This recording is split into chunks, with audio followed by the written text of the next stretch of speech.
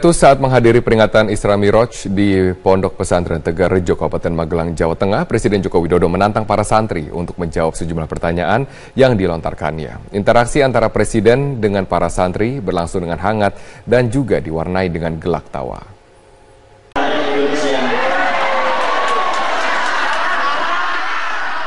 Beginilah suasana saat Presiden Joko Widodo mengajukan pertanyaan sebagai syarat untuk mendapatkan sepeda kepada sejumlah santri Pondok Pesantren Asrama Perguruan Islam APU di Kecamatan Tegal Rejo, Kabupaten Magelang, Jawa Tengah.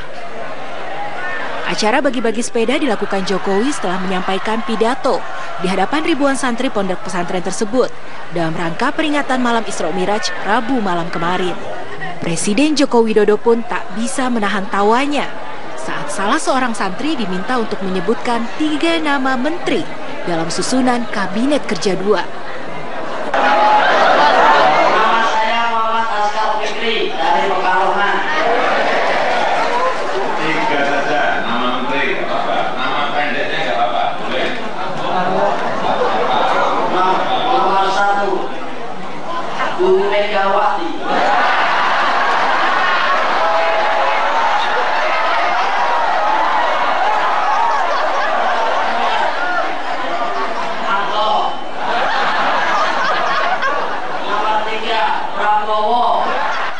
Gelak tawa hadirin pun pecah.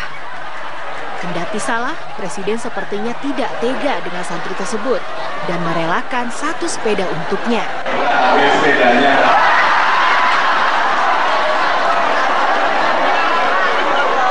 Presiden Joko Widodo datang ke Pondok Pesantren Asuhan Kiai Haji Yusuf Khodiri atau Gus Yusuf bersama sejumlah menteri dan pejabat tinggi negara.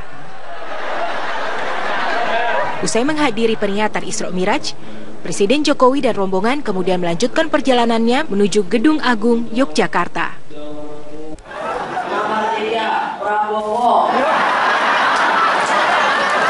Presiden Joko Widodo tak bisa menahan tawa ketika seorang santri ditanya soal 3 nama menteri dalam kabinet kerja. Namun jawaban yang disebutkan tidak ada yang benar. 3, Persatuan Indonesia. 4, Kalian yang diberikan oleh kebijaksanaan dalam Presiden kembali tertawa ketika salah seorang santri lupa dengan sila keempat Pancasila. Namun Presiden akhirnya membantunya untuk menyebutkan sila tersebut. Presiden juga menantang salah satu santri untuk menyebutkan 7 dari 34 provinsi di Indonesia. Para santri pun terlihat antusias saat disodorkan pertanyaan itu. Jawa Barat. Jawa Barat 2. Jawa Tengah. 3. Jawa Timur. Jawa. Kalimantan Timur. Kalimantan Timur 2 lagi. Sulawesi Utara. Presiden Jokowi akhirnya menunjuk santri Muhammad Asfa Hunajah. Meski bingung, Asfa berhasil menjawab dan mendapatkan hadiah sepeda gunung. Interaksi antara Presiden Joko Widodo dengan para santri Pondok Pesantren Tegal Rejo, Kabupaten Magelang, Jawa Tengah ini merupakan rangkaian kegiatan dalam memperingati Isra Miraj. Dalam kesempatan tersebut, Presiden juga mengajak para santri untuk siap bersaing menghadapi masyarakat ekonomi ASEAN yang sudah dimulai sejak awal tahun 2016, agar mampu bersaing dengan negara lain dan dapat memajukan perekonomian Indonesia. Dari Magelang, Jawa Tengah, Suyono Sugondo, Metro TV. Jauh Pulau Reklamasi bersama dengan sejumlah menteri. Peninjauan itu dipimpin oleh Menteri Koordinator Bidang Kemaritiman Rizal Ramli. Informasi selengkapnya akan disampaikan oleh Nori Utari dan juru kamera Muhammad Rito. Ya Nori, apa hasil tinjauan dari Ahok beserta menteri ke sejumlah pulau reklamasi? Iya Egan, bisa kami sampaikan di sini, tepat di belakang kami ini adalah proyek dari reklamasi Teluk Jakarta. Dan baru saja tadi selesai dilakukannya peninjauan, yaitu ke reklamasi Teluk Jakarta yang dilakukan langsung oleh 3 menteri sekaligus, yaitu Menteri Kemaritiman dan Sumber Daya Rizal Ramli, dan juga Menteri Perikanan dan Kelautan Susi Pujiastuti, dan juga Menteri Kehutanan, maksud kami Lingkungan Hidup dan Kehutanan Siti Nurbaya, yang juga didampingi oleh Gubernur DKI Jakarta Basuki Cahayapurnama atau Ahok. Dan dari total 17 pulau reklamasi Teluk Jakarta, ada 2 pulau yang dilakukan peninjauan langsung, yaitu adalah Pulau C dan Pulau D. Dan di tengah peninjauan yang dilakukan tadi oleh 3 menteri dan juga 1 gubernur ini, di tengah peninjauan, Menteri Lingkungan Hidup dan juga Kehutanan Siti Nurbaya mengungkapkan bahwa Pulau C dan Pulau D yang merupakan pengembang dari PT Kapuk Naga Indah ini telah ditemukan bahwa kedua pulau ini tidak memenuhi syarat yang berlaku untuk dilakukannya pembangunan reklamasi. Tadi Siti Nurbaya menyebutkan beberapa hal yang belum dipenuhi, diantaranya adalah bahwa pengembang belum melakukan pengajian lebih lanjut atau jaminan adanya ketersediaan air bersih apabila Pulau C dan Pulau D ini telah difungsikan untuk masyarakat umum, dan juga tidak dilakukan peninjauan lebih lanjut mengenai aliran gas laut, dan juga ditemukannya yaitu dengan keberadaan Pulau C dan Pulau D ini adalah potensi kerusakan terhadap hutan lindung di Muara Angke dan juga PLTU di Muara Angke.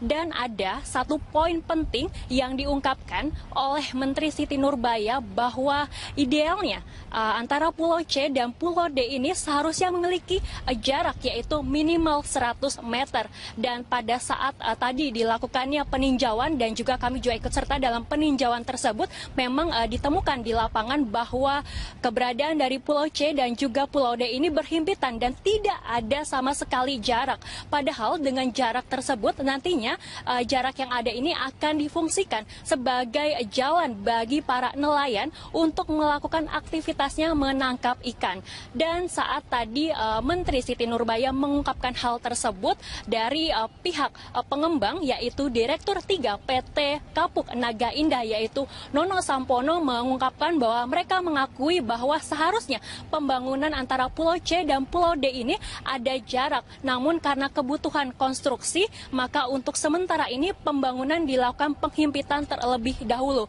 Namun apabila pemerintah Indonesia meminta agar adanya jarak atau jalan bagi para nelayan ini, mereka siap untuk melakukan pengerukan kembali. Dan juga dari pihak pengembang mengakui bahwa mereka telah menghentikan pengerukannya yaitu sejak bulan Oktober tahun 2014, dan setelah itu mereka hanya melakukan pemerataan atau pembangunan yaitu ruko dan juga rumah. Dan selain itu juga dari pihak pengembang meminta agar penerbitan IMB bisa segera diterbitkan. Namun dari pihak pemerintah yaitu dijawab langsung oleh Menteri Lingkungan Hidup dan juga Kehutanan Siti Nurbaya mengungkapkan bahwa IMB tidak bisa diterbitkan terlebih dahulu sebelum persyaratan yang diminta pemerintah dipenuhi oleh pengembang.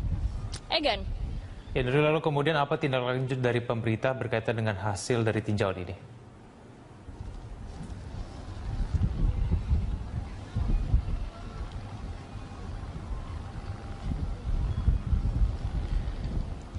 Ya baik, Nuril, lalu kemudian apa tindak lanjut dari pemerintah berkaitan dengan hasil tinjauan ini?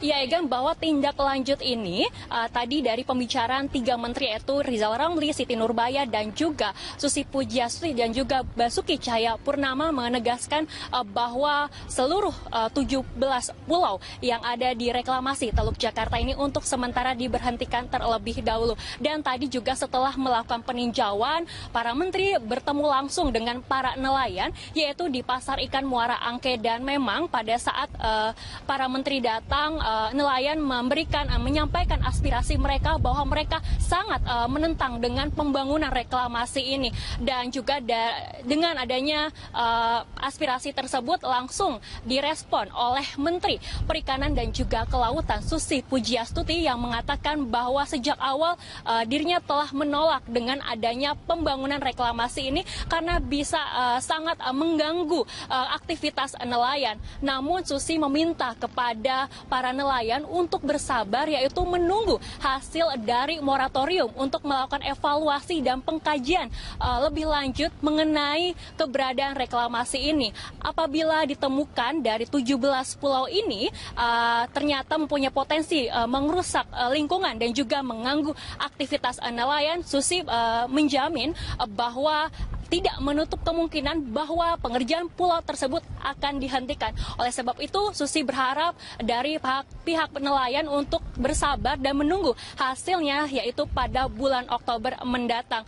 Dan tentunya kita mengetahui bersama bahwa proyek dari Teluk Jakarta ini adalah mega proyek besar dari Pemprov DKI Jakarta bekerjasama dengan pihak swasta. Diketahui bahwa total dari pembangunan ini ditafsir yaitu mencapai sekitar 300 triliun rupiah, yaitu dengan total wilayah sebesar 6.000 hektar, dan juga ditafsir bahwa akan bisa menampung yaitu sekitar 1,75 juta orang untuk menampung di reklamasi ini. Dan yang terakhir tadi Menteri dari Kemaritiman dan Sumber Daya Rizal Ramli mengatakan bahwa pihaknya akan terus melakukan pengkajian. Yang terpenting adalah bahwa pembangunan reklamasi ini tidak sepenuhnya dipegang kendali oleh swasta, melainkan harus dipegang kendali oleh pemerintah Indonesia dan mengutamakan mengenai kepentingan bagi nelayan selain mementingkan bagi komersil ataupun pihak swasta.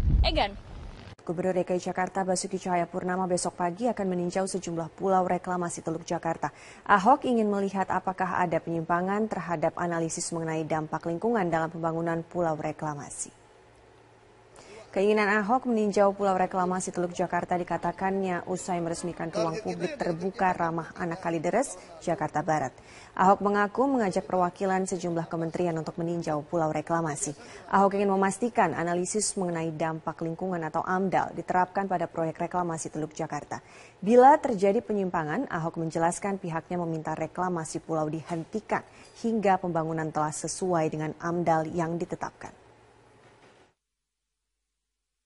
Kita akan melihat penyimpangan dari AMDAL-nya. Jadi kalau ada penyimpangan dari AMDAL, maka akan buat berita acara minta dia perbaiki AMDAL. Dia harus menyetop, sekarang nggak bisa kita stop. Jadi kalau ada penyimpangan dari kajian AMDAL, maka dia harus berhenti. Setelah berhenti, setelah perbaiki AMDAL, mereka boleh terus lagi membangun. Pemirsa, Komisi Pemberantasan Korupsi hari ini melakukan pemanggilan terhadap 2 tersangka kasus dugaan suap proyek infrastruktur di Kementerian Pekerjaan Umum dan Perumahan Rakyat. Selengkapnya kita sudah terhubung dengan Syasa Wisastro langsung dari gedung KPK. Syasa, siapa saja yang diperiksa hari ini dan adakah yang sudah datang? Ya Rike, memang hari ini KPK masih terus mengusut dan juga mendalami proyek maksud kami kasus dugaan suap proyek infrastruktur ataupun rekonstruksi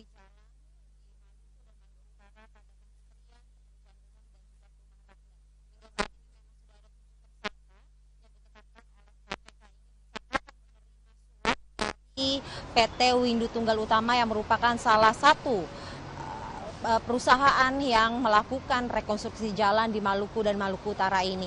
Dan hari ini ada 2 tersangka baru yang baru ditetapkan oleh KPK pada minggu lalu menjadi tersangka dalam kasus dugaan suap ini yang dipanggil oleh KPK, yaitu Amran Mustari, Kepala Balai Pelaksana Jalan Nasional 10 di Maluku dan Maluku Utara, dan juga Andi Taufantiro yang merupakan anggota Komisi 5 DPR dari fraksi Partai Amanat Nasional. Dan dari 2 tersangka yang dijadwalkan akan diperiksa oleh Komisi Pemberantasan Korupsi pada hari ini, baru Amran Mustari saja yang terlihat tiba di gedung KPK.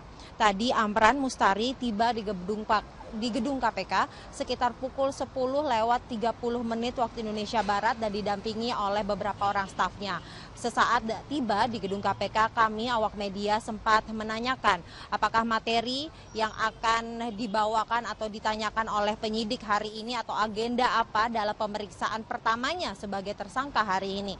Namun Amran dan juga stafnya menyatakan akan memberikan statement setelah Amran menjalani pemeriksaan hari ini. Dan Amran ini memang dijadwalkan oleh KPK akan diperiksa mulai pukul 10 waktu Indonesia Barat dan hingga saat ini memang masih menjalani pemeriksaan dan kami masih menunggu apakah sebenarnya agenda yang diperiksakan oleh Amran pada hari ini. Dan nama Amran dan juga Andi Taufantiro ini muncul setelah persidangan Abdul Khoir ini, mereka berdua dinyatakan oleh Abdul Khoir ini ikut menerima sejumlah uang untuk meloloskan proyek infrastruktur di Maluku dan Maluku Utara. Dan mereka ini diduga turut menerima hadiah dengan total untuk semua pegawai dan penyelenggara negara yang dijanjikan oleh Abdul Khoir ikut menerima hadiah ini dengan total 21,8 miliar rupiah dan 1,6 juta Singapura dolar dan juga 72,7 US dolar. Dan selain dua orang ini ada juga dua orang lainnya yang diperiksa KPK terkait kasus dugaan suap Kementerian PUPR ini, yaitu Muhammad Armin Syarif Latukonsina selaku Wakil Wali Kota Ambon dan juga Mutakin SP selaku staf administrasi anggota DPR RI fraksi PKB untuk Musa Zainuddin. Rike.